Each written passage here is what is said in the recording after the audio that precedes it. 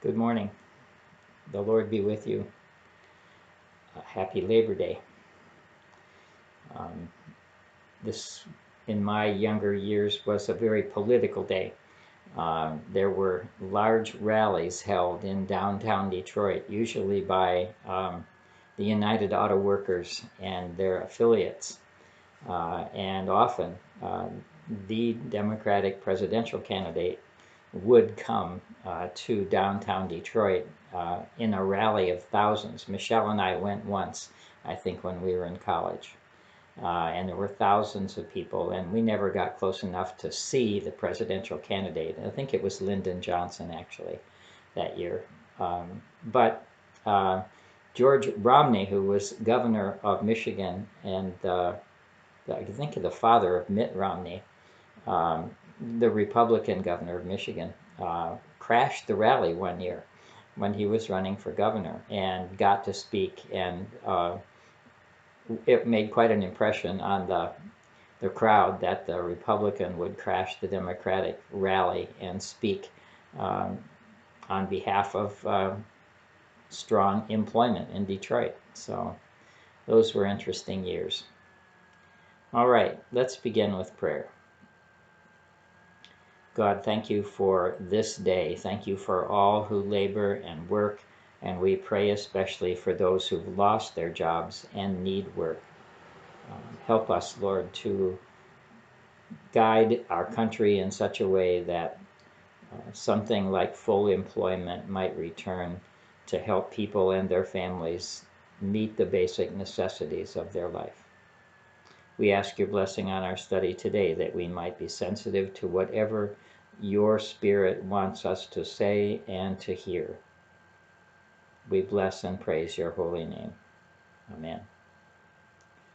Well, we are in the Passion narrative of Matthew, deep into it now, chapter 27, verses 11 through 32. And today I'm using the NASV, so if comments I make differ because you're using a different translation, you'll know that I'm using the New American Standard Version today rather than the New Revised Standard Version. I just like to switch off a little bit sometimes and use a different translation.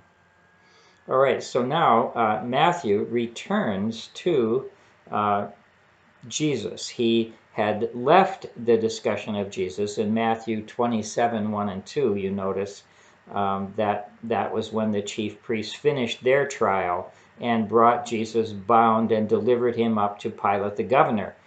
But then instead of going right on with the trial of Jesus before Pilate, there is this interlude about Judas and his remorse and suicide. And so that Matthew wove that story between Jesus being presented to Pilate and the actual trial by Pilate. So now Jesus stood before the governor, and the governor questioned him, saying, "Are you the king of the Jews?" And Jesus said to him, "It is as you say."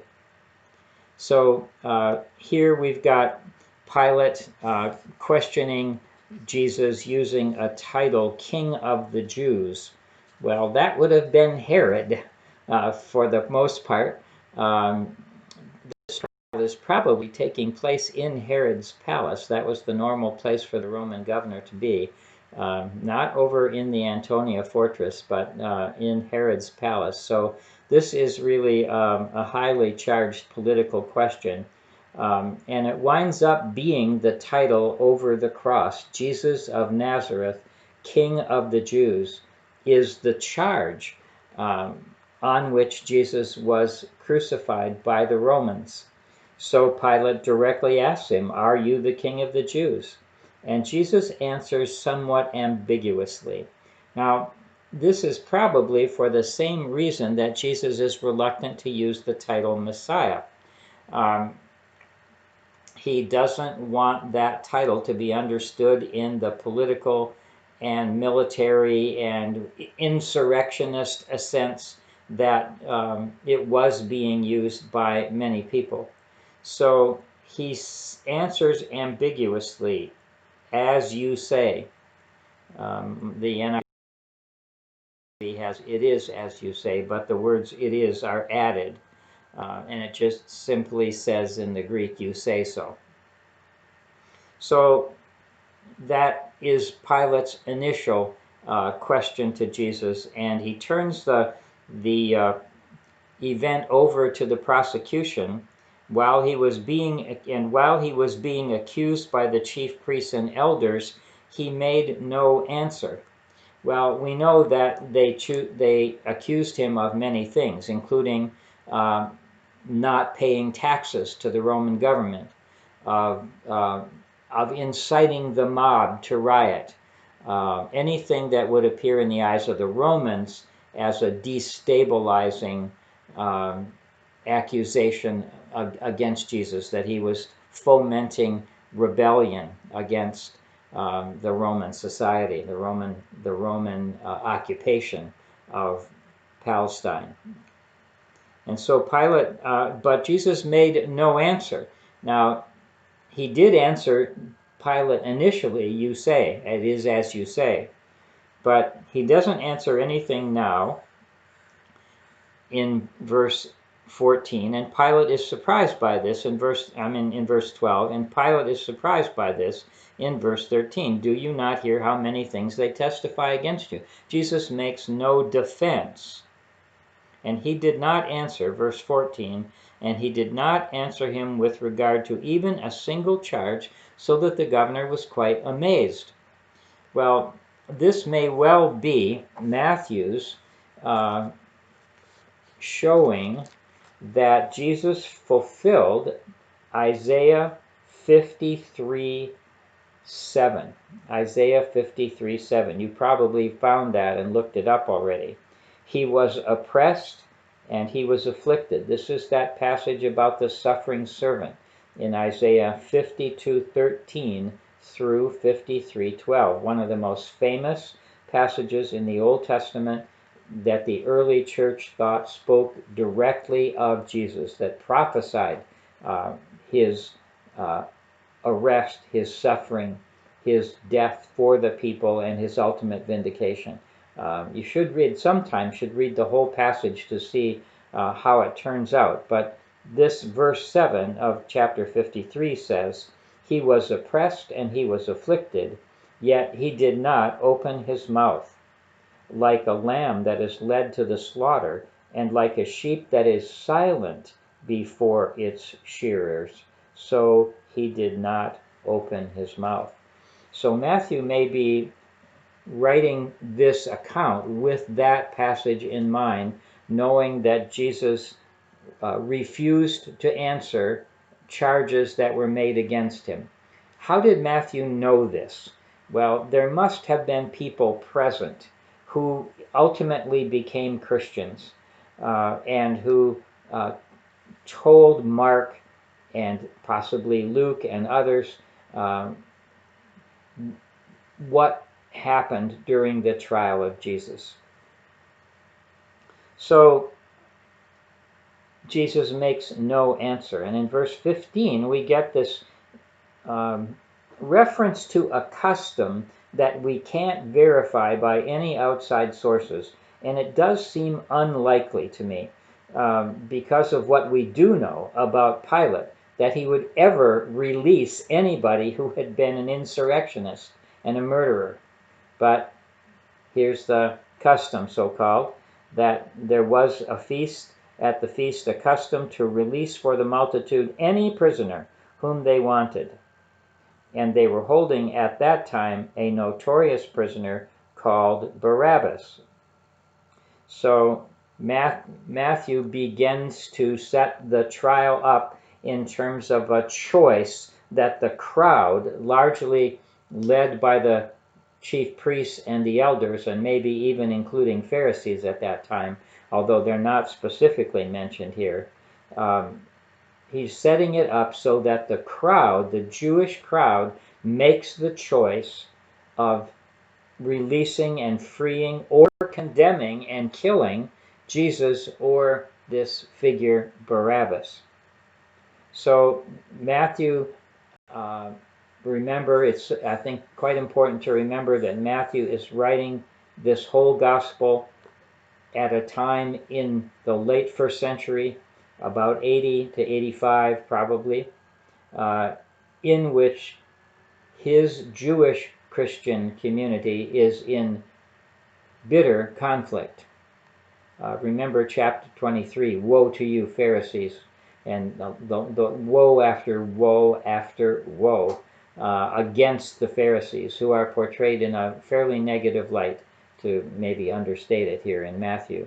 So he's writing this gospel at a time when his community, a Jewish Christian community, is in conflict with a non-Christian Jewish synagogue, and the debates and the conflict over which is the legitimate Judaism, which is the true Judaism, and whether Jesus was the Messiah or not, a key question. And so Matthew wants to lay responsibility for the death of Jesus on his opponents. And there's also another reason too, and that is even more prominent, I think, in Luke, that the Christians wanted to exonerate to some degree the Romans, who were the governing authorities, and with whom the Christians had to maintain some kind of favor or at least neutrality. And so Pilate, there's an effort here in Luke and Matthew especially to get Pilate off the hook. And so, but who gets put on the hook? Well, the crowd. And we'll see that even stronger a little later in the passage. So there is this custom to release someone, and they were holding at that time a notorious prisoner called Barabbas. It's very interesting that in some manuscripts, in verses 16 and 17, notice in 17, when therefore they were gathered together, Pilate said to them, to the crowd, led by the chief priests and the elders, whom do you want me to release for you, Barabbas or Jesus, who is called the Christ? So Barabbas, in verses 16 and 17, there are manuscripts that actually say Jesus Barabbas.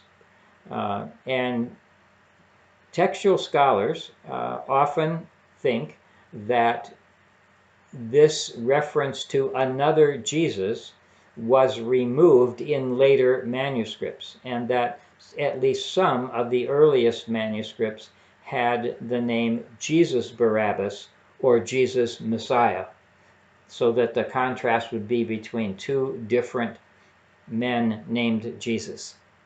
There are manuscripts that say Jesus Barabbas, and your Bible may not have that in there, and it may not even have a footnote that some manuscripts say Jesus Barabbas. I'm looking at the footnotes in my NASV, and it doesn't footnote that textual problem, though I looked it up in a textual commentary on the New Testament, which has a full discussion of these various manuscripts. And I'll read you what the majority of the committee thought about whether the word Jesus should appear in front of the name Barabbas. A majority of the committee was of the opinion that the original text of Matthew had the double name in both verses, that's 16 and 17, and that the name Jesus was deliberately suppressed in front of the word Barabbas in most witnesses out of reverential considerations. A third century Christian named Origen knew that there were manuscripts that had the word Jesus before Barabbas, but he said that no sinner was ever called Jesus, and so he did not think it should be there, even though he was aware that in his 3rd century time, that's very early, there were manuscripts that had Jesus in front of them. So this discussion in the textual commentary on the Greek New Testament says, in view of the relatively slender external support, however, for Jesus, that is, most of the best and early manuscripts don't have the title Jesus, it was deemed fitting to enclose the word in square brackets in the Greek text, which means that they wanted to show that it was in some way doubtful. So that's interesting. At least to me, it's interesting. So two different Jesuses. The Jesus who is named Barabbas, which means either son of the father or son of the teacher. Depends on how you translate either Abbas or Rabbas. And then Jesus Christos, Jesus the Messiah, Jesus the Anointed One, the Christ. Two different men named Jesus. Now, Pilate put it that way, giving them the choice between the two and calling Jesus the Messiah, because verse 18 says he knew that it was because of jealousy or envy that the Jewish leaders had delivered Jesus over to Pilate. That is, their authority was threatened. They were jealous of the following that Jesus, the Christ, had received as he entered Jerusalem and throughout his ministry in Galilee, and that thousands of people at several points in Jesus' ministry. Remember the feeding of the 5,000. They were threatened by Jesus' popularity, and so Matthew has Pilate say that it was out of envy that they delivered him up. So Pilate, sitting on his judgment seat, was getting ready to end this trial in some way when his wife comes up. This is in Matthew only, I think. His wife comes up and says to him, "Have nothing to do with this righteous man." This innocent man. The word here means innocent or righteous. "For last night I suffered greatly in a dream because of him." So it's ironic here, I think, that the leaders of the nation are trying to get Jesus killed, and a pagan woman, the wife of Pilate, is intervening here in order to save him and save her husband's involvement in this trial that will end in Jesus' destruction. And so her advice is, of course, advice that was ignored, have nothing to do with this righteous man. Or maybe it was ignored in the sense that Pilate winds up washing his hands of the whole thing and abdicating his own responsibility. So then we get to verse 20, "But the chief priests and elders persuaded the multitudes to ask for Barabbas and to put Jesus to death." So here is Matthew laying the responsibility at the feet of the leaders of Judaism at that time, the chief priests and the elders, stirring up the crowd to ask for the release of Barabbas and to have Jesus be crucified. So Pilate says to them, "Which of the two do you want me to release to you?" A flat-out statement of a choice they have to make. And they say Barabbas. So the leaders of Judaism and the people choose Barabbas, the murderer and the insurrectionist, rather than Jesus, the Messiah, the Christ. And they all said, when Pilate asked, "Then what shall I do with this Jesus who is called the Messiah?" And they say, "Let him be crucified." And Pilate, to show, now Matthew is trying to show that Pilate wanted to do the right thing, which I think is questionable. But he has Pilate say, "Why? What evil has he done?" Pilate wants to let Jesus go. How likely is that? Well, we don't know for sure. Matthew puts it that way. He would have reasons to want to exonerate the Romans and to condemn the Jews, his own people, because he wants to lay the responsibility for the death of Christ at their feet. But nevertheless, the crowd keeps shouting all the more, "Let him be crucified." And when Pilate saw that there was going to be no good resolution of this, and that in fact a riot was starting, he took water and washed his hands in front of the crowd, saying, "I am innocent of this man's blood." See to that yourselves. So, in Pilate's words, he also is placing the responsibility for the death of Jesus on the crowd. In fact, in the very next verse, in verse 25, Matthew uses a special word for people that he has not used up to this point. Usually he's just said the crowd or the multitude.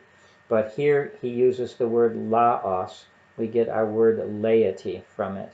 And it is a special word in Greek that is reserved for, in many cases, reserved for the nation of Israel. They are the laos of God, the people of God.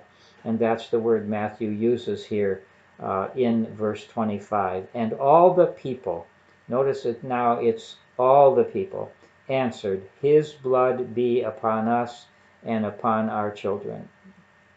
That is, we accept the responsibility for the death of this man. And may the responsibility not only rest on us, but on those who come after us. As I mentioned in the study notes, the study questions, this verse has been used to justify killing the Jews for centuries. His blood be upon us and on our children. You get to call the Jews then the Christ killers on that account, because they supposedly were solely responsible for the death of Jesus, whom God had sent to save the world and whom God raised from the dead on Easter morning. So that wasn't the original meaning here. The original meaning, I think, was that the crowd that had been fomented and stirred up by the Jewish leaders of that time, they're saying, we are responsible. But we know that he was crucified by the Romans and on a Roman cross and by Roman soldiers and turned over to Roman soldiers by the Roman governor. So the Romans are primarily responsible for the death of Jesus, but we can't, in my view, can't let the Jewish leaders at that time off the hook. They too are responsible in colluding with the Romans. Yes, there was collusion, as we've heard people say there was no collusion lately. No, there was collusion between the Jewish leadership of the time for their own reasons, in which they were in some ways trying to protect the Jewish people from the Romans clamping down on them, because they believed Jesus would be would upset the social balance that they had achieved with the Romans, the Roman occupying forces. Well, there are lots of ways to read this, but we should be very, very wary of ever reading it in an anti-Semitic way. Enough said, perhaps, about that. Verse 26, and then he released Barabbas for them, and after having Jesus scourged, delivered him to be crucified. Scourging was done in order to shorten the time that people remained alive on the cross. And in fact, the scourging of Jesus was severe enough that he appears to have died fairly quickly. Later on, the Romans are surprised that he has died so soon. And it's probably because of the trauma and the loss of blood that occurred during a thorough scourging, which was portrayed in a very graphic way in Mel Gibson's movie, The Passion of the Christ.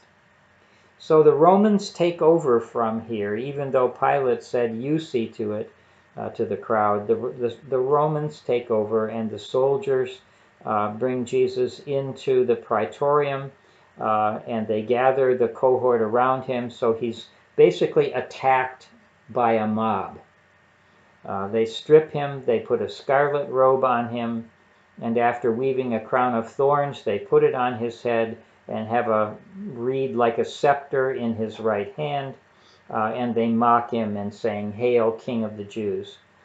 They spit on him and they beat him, and they scourge him. Of course, the scourging was done with a cat of nine tails, often with metal fragments embedded like little nails into the ends of the leather whips that were used, and it would basically lacerate the back of the person who was and peel the skin right off, so that the person there would be blood flowing down their bodies. And the Romans beat him, and then they take the robe off, the mock robe. The Romans were known for wearing red robes. This was probably borrowed from one of the Roman soldiers as if it were a purple robe, to treat Jesus as if he were a king, a fake king. And so they put Jesus' own garments back on him and lead him away to crucify him. And as they were coming out of the Praetorium area and going onto the Via Dolorosa, if that is the route that Jesus took to his cross, and many think it is, they found a man of Cyrene, that is Libya today, of Cyrene, who was a Jew, probably there for the Passover celebration. People came from all over the Mediterranean world. And so this man's name was Simon. Now, when we look in the Gospel of Mark, we read an interesting addition that this Simon of Cyrene is, according to Mark, the father of Alexander and Rufus. That is, Mark knows Christians who are named Alexander and Rufus. Oh, guys, we know.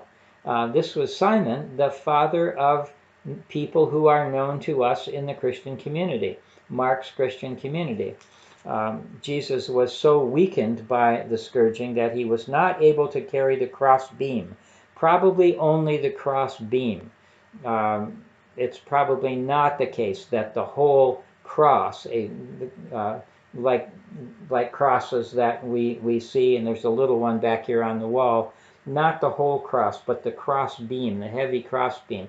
He was so weakened by the scourging, he was not even able to carry that. And so they coerce a man named Simon, a Jew, who was pressed into service to bear Christ's cross. So we are now up to the actual crucifixion itself. I suspect for next week we will finish the crucifixion and burial scene, and then we'll just have chapter 28 to do. So I remind you that we need to make a decision about what you would like to study next, so that we can have time to get the commentaries for me to make a bibliography and to make some suggestions about what you could use for commentaries. But the choices are the Psalms, Ecclesiastes in the Old Testament, a piece of the wisdom literature, Job, Psalms, Proverbs, Ecclesiastes in the canonical order of the Protestant Bible. Or in the New Testament, we could do Paul's letter to the Colossians, or the last book of the New Testament, the Apocalypse, the book of Revelation, the book of Revelation. So, and that would be a difficult study. Colossians is short.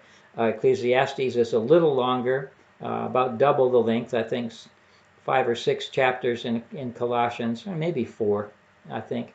And then Ecclesiastes is 12. Psalms has 150 chapters, and we do more than one psalm at a time, except when we get to Psalm 119, which is 172 verses, so we would break that up.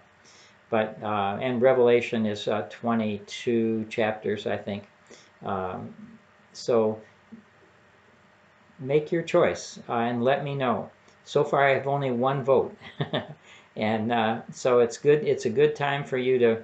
But well, let me do this. I will send out an email with those 4 things on it, and you can just check one of them or let me know in response which one you would like to do next. And we'll narrow it down to 2, and then we'll have everybody vote on the 2. So let's do that this week. I'll send out the email, and you can make your choice. Well, thank you for engaging with me in this study of the Gospel of Matthew. Dennis Burns told me that we've been doing this over 2 years now. I thought it was more like a year and a half, but time flies. So blessings on you. Have a great week. Enjoy this wonderful Labor Day. I think we're going to get out and have a little picnic. Um, um, but on our own and with masks and socially distanced. So God bless you and take care. And thank you for participating in our study together.